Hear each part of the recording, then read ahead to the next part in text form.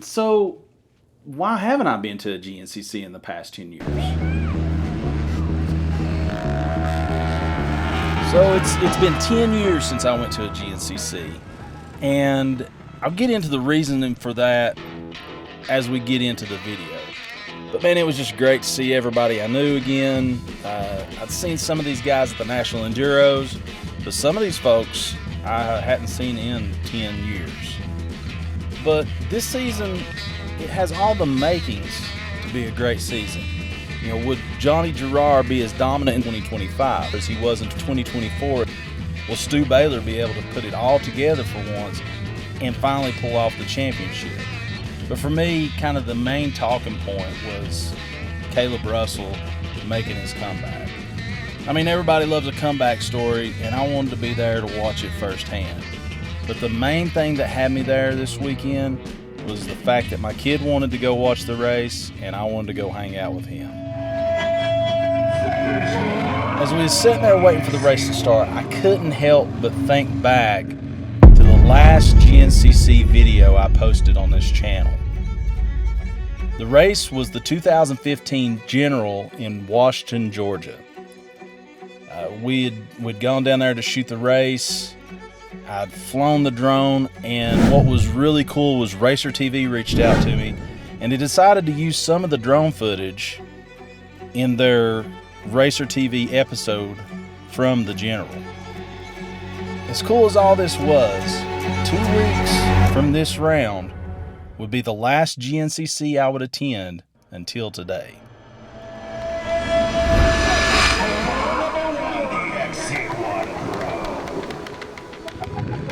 But now the 2025 season was underway, and if the XC1 start was any sign of what was to come, it looked like Johnny G was just going to run away with it again. But nobody could predict what the next 3 hours would have in store.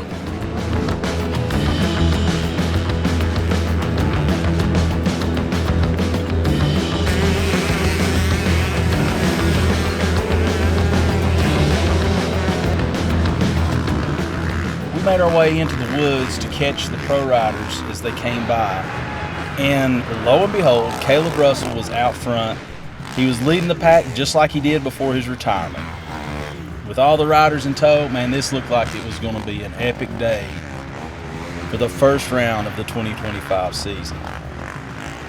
And it would prove to be epic, but for reasons that none of us could have thought of.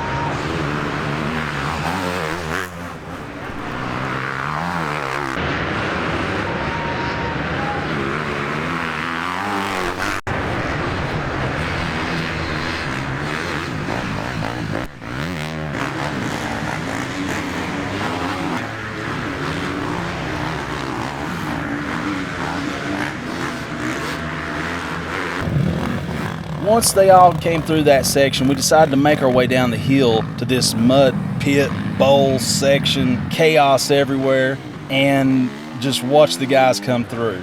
Now keep in mind, these are all really good riders. Even the amateur guys, they're fast. And thank God for the mud fleas out there, because these guys are your best friend when you fall off the bike, or you get stuck in a mud hole, or you can't make it up one of these slimy, sloppy hills. These guys are always there to save your race.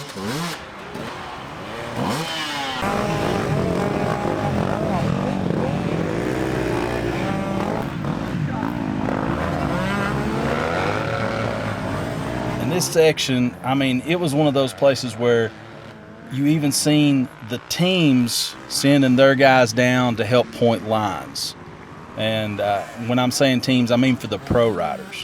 While we were down there, we seen Ryan Sipes, the manager of the Kawasaki team, and his guys helping point their riders through the correct lines.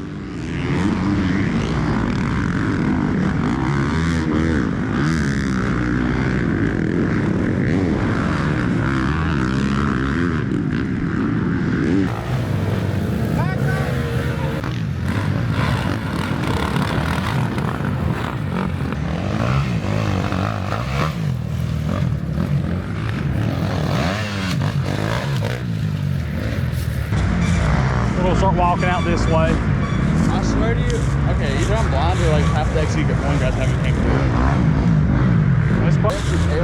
I did. Yeah. He's way off. He's about 6th.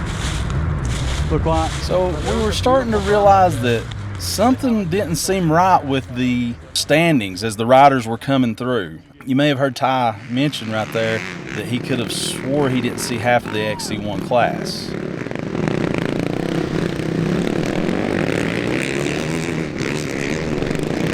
So we made our way out to the pits, and it was there that we would find out what was going on.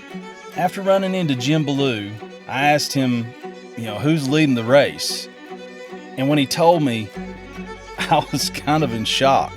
Then he told me who the top 3 were, and I was even more in shock because the top 3 guys were from the XC2 class.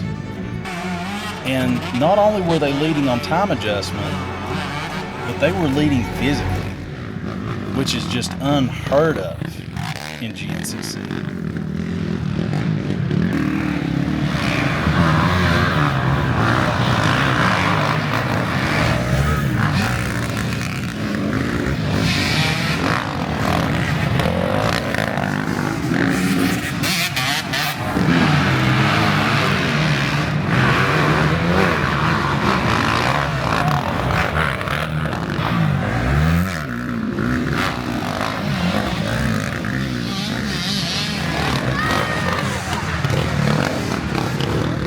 After seeing the pros come through this section, we made our way back over to Pro Road.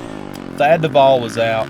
We seen Ricky Russell pushing his bike back to the pits. The South Carolina mud was claiming victims left and right. As you can see here, as Craig DeLong is getting his boots cleaned off, that's Ty in the background. We're heading to the truck, and unfortunately we would miss the end of the race. And as we were heading up the road, Nick DeFeo would defy the odds by winning not only on time adjustment, but by physically passing the entire XC1 Pro class. Not gonna lie, I was pulling for Caleb. I was a little bummed that it didn't work out for him at round 1, but if there's anyone that'll bounce back, it'll be this guy. And I hope everybody appreciates the fact that we're getting a bonus round. We're getting to see possibly one of the greatest of all time take another shot at one of the toughest off-road series in the world. On the way home, I thought a lot about what Ricky Towery said during his prayer before the race. There's been a lot of good memories made at this place. We decided to make this afternoon, there could be a few more memories made. And then later on today, we'll start heading down the road. And it made me realize that that's really what all of this is about. Everybody there was making memories in some way, shape, form, or fashion this weekend. Whether it was Nick DeFeo by defying the odds, Caleb Russell by making a return, or me and my son by getting to hang out at our first GNCC in 10 years.